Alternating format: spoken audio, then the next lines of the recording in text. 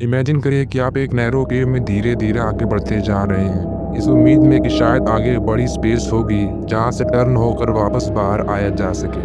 लेकिन अफसोस, आप एक ऐसे डेड एंड में उल्टे जाकर फंस जाते हैं जहां आपका निकलना तो दूर, जबकि आप वहां ठीक से सांस भी नहीं ले पाते। ये एक्सीडेंट है 26 साल के मेडिकल स्टूडेंट का, जिसने यूटा की जानी मानी फेमस केव में एडवेंचर करने का डिसीजन लिया, और उसका यही डिसीजन उसकी मौत की वजह बन गया। आइए डिटेल में जानते हैं इस केव एक्सीडेंट को आज की इस वीडियो में।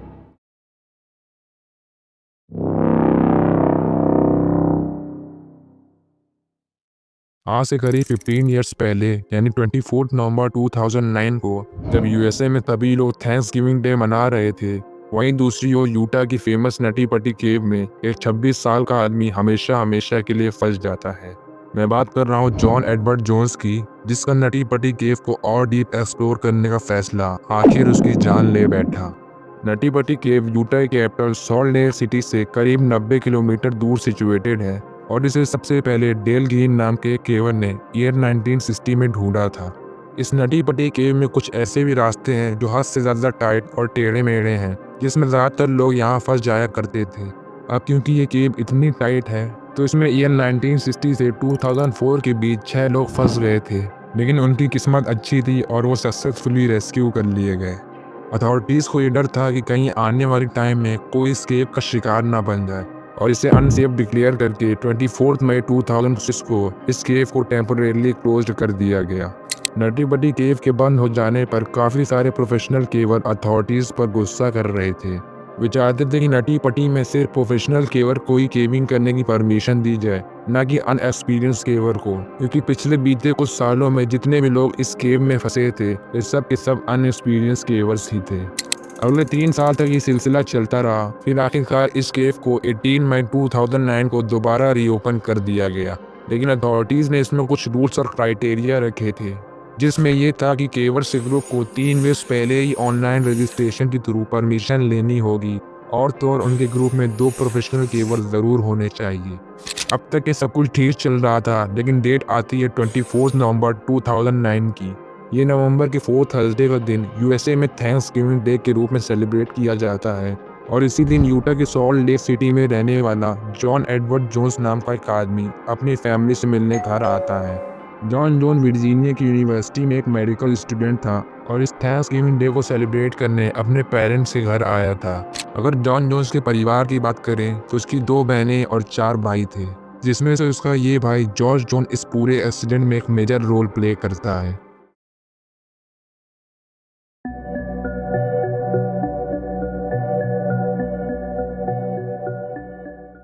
जॉन और उसके भाई समेत 9 और दोस्त नटी पटी केव को एक्सप्लोर करने का प्लान बनाते हैं।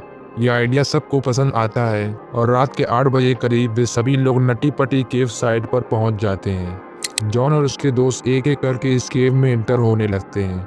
केव के अगर मैप की बात करें तो ये आगे 2 पार्ट्स में डिवाइड होती है, और इन दोनों पार्ट्स में भी काफ़ी सारे सेक्शन हैं, जैसे द मेज, the big room, the crack, और इस तरफ है the big slide, birth canal, the aorta crawl, और सबसे आखिर में है ये वीन एली। आपको ये भी बता दें कि इस केव में सिर्फ एक ही एंट्रेंस है, वो भी सिर्फ और सिर्फ 30 इंच चौड़ी। हालांकि उन लोगों को अंदर जाने में थोड़ी प्रॉब्लम हो रही थी, लेकिन जैसे तैसे उन लोग अंदर घुस ही जाते हैं। अंदर जाने के बाद उन 11 लोगों के ग्रुप ने डिसाइड किया कि हम 5 लोग केव के बिग रूम की तरफ जाएंगे, जबकि जॉन, जॉश और उनकी 2 फ्रेंड केव की इस तरफ यानी द बिग स्लाइड की तरफ बढ़ते हैं। अगले 1 घंटे तक सब कुछ ठीक चल रहा था, और वे अब केव की सबसे बड़ी जगह यानी द बिग स्लाइड तक पहुंच चुके थे। जोस ब्रदर और उनके दोनों दोस्त अब यहाँ तक पहुंच चुके थे, तो इसलिए उन्होंने एक चैलेंज प्लान किया। उनका चैलेंज ये था कि वे इस केव के सबसे पतले पैसेज द बर्थ कैनाल को पार करेंगे, जहां अभी तक बहुत कम लोग इसे पार कर पाए हैं। थोड़ी देर और आगे बढ़ने के बाद वे बर्थ कैनाल के इनिशियल पॉइंट पर जा पहुंचते हैं, जहां से बर्थ कैनाल भी आगे 2 रास्ते में डिवाइड होती है, जिसमें से ये वाला रास्ता है बॉक्स पुश, और ये वाला रास्ता है एड्स पुश। जनरली बॉक्स पुश में ये 2 सेक्शन पड़ते हैं, जहां से टर्न होकर केवर बर्थ कैनाल के इस चैलेंज को पार कर लिया करते थे। वहीं ये एड्स पुश वाला रास्ता जो बहुत ही ज़्यादा टाइट था, और तो और ना इसमें आगे कोई बड़ी स्पेस भी थी।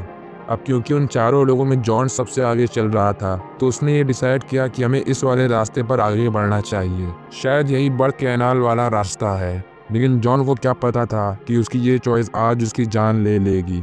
तीनों लोग जॉन की इस चॉइस से सहमत थे और जॉन को फॉलो करते करते एड्सपुश की तरफ बढ़ने लगे। कुछ टाइम बाद जॉन कॉर्क स्क्रू नाम के एरिया में जा पहुंचा, जहां स्पेस बहुत ही ज़्यादा टाइट और रास्ता भी काफ़ी ज़्यादा उठा हुआ था। इस एरिया को वही लोग पार कर सकते थे जिनकी हाइट और वजन दोनों कम हो, लेकिन अनलकीली जॉन की हाइट 6 फीट और वजन 90 किलो था। रास्ता इतना ज़्यादा टाइट था कि वहाँ से अब पीछे नहीं जाया जा सकता था, इसलिए मजबूरन उसे कॉर्क स्क्रू एरिया को पार ही करना पड़ा। वो आगे बढ़ता रहा इस उम्मीद से कि शायद आगे कोई बड़ी स्पेस होगी जहाँ से वो वापस घूमकर बाहर जा सकेगा, कि तभी उसे एक ओपनिंग दिखाई दी जिसके अंदर वह घुस तो गया, लेकिन बदकिस्मती से वो केव का एक डेड एंड था। जॉन अब अपसाइड डाउन पोजीशन में उस 10 बाय 18 इंच के क्रेविस में घुस गया था, जहाँ उसका अपनी बॉडी हिलाना तो दूर, वो वहाँ ठीक से सांस भी नहीं ले पा रहा था। जॉश ने जब अपने भाई जॉन को इस हालत में देखा तो उसको बाहर निकालने की काफ़ी कोशिश करता है, लेकिन अनफॉर्चुनेटली जॉन के ज़्यादा वेट और कम जगह की वजह से वह उसे निकालने में नाकाम हो जाता है। जॉश बिना देरी किए रेस्क्यू हेल्प के लिए बाहर चला जाता है और उधर जॉन अपसाइड डाउन पोजीशन में 70 डिग्री एंगल में फंसा हुआ था, जिससे उसको और भी ज़्यादा तकलीफ हो रही थी।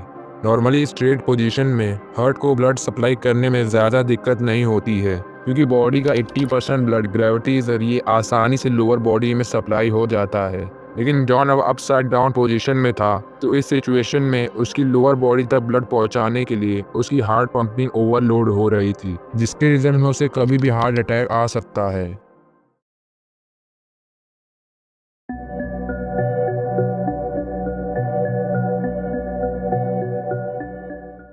अगले 3 घंटे बाद जॉश रेस्क्यू टीम के साथ आ जाता है और टीम की एक रेस्क्यूअर सूजी मटोला अंदर जाती है, लेकिन जाने से पहले उसके पैर में रस्सी बांध दी गई ताकि वो भी अंदर ना फंस जाए। सूजी अब जॉन की ट्रैप लोकेशन तक पहुंच चुकी थी और उसने जॉन को रिलैक्स रहने को कहा। सूजी जॉन के पैरों में रस्सी बांधकर उसे बाहर निकालने की पूरी कोशिश करती है, लेकिन जॉन के ज़्यादा वेट होने की वजह से वह उसे बाहर निकालने में नाकाम हो जाती है। 2 घंटों की लगातार कोशिशों के बाद सूजी अब केव से बाहर आ जाती है। रेस्क्यू टीम ने यह गौर किया कि जॉन को ऐसे निकालना तो बहुत ही ज़्यादा मुश्किल हो जाएगा, इसलिए उन्होंने डिसाइड किया कि हमें पुलिस सिस्टम का इस्तेमाल करना चाहिए। बिना टाइम ज़ाया किए पुलिस सिस्टम इंस्टॉल किया गया और केव में 2 वे कम्युनिकेशन सिस्टम भी लगाया गया, जिससे जॉन की वाइफ इमली उससे बात कर सके।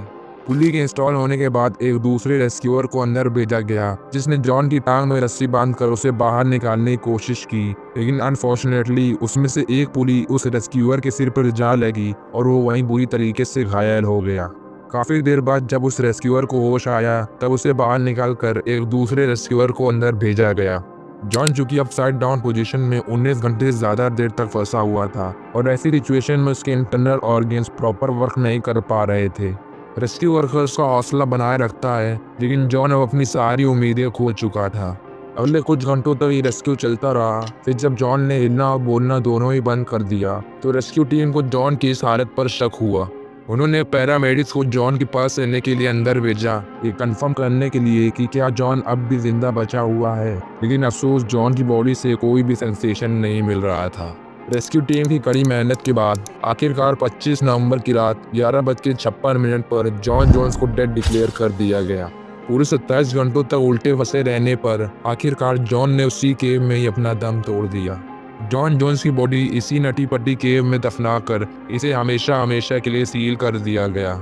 जॉन जोन्स के आखिरी यही शब्द थे, I am going to die right here, I am not going to come out of here. उम्मीद है आपको यह वीडियो बहुत पसंद आई होगी। अगर ऐसे ही रियल लाइफ एक्सीडेंट वीडियो देखना चाहते हैं तो यहाँ क्लिक करके देख सकते हैं। इस वीडियो में मैंने बताया कि कैसे कंपनी ने पूरे भोपाल शहर को तबाह कर दिया। मिलते हैं अगली इंटरेस्टिंग वीडियो में।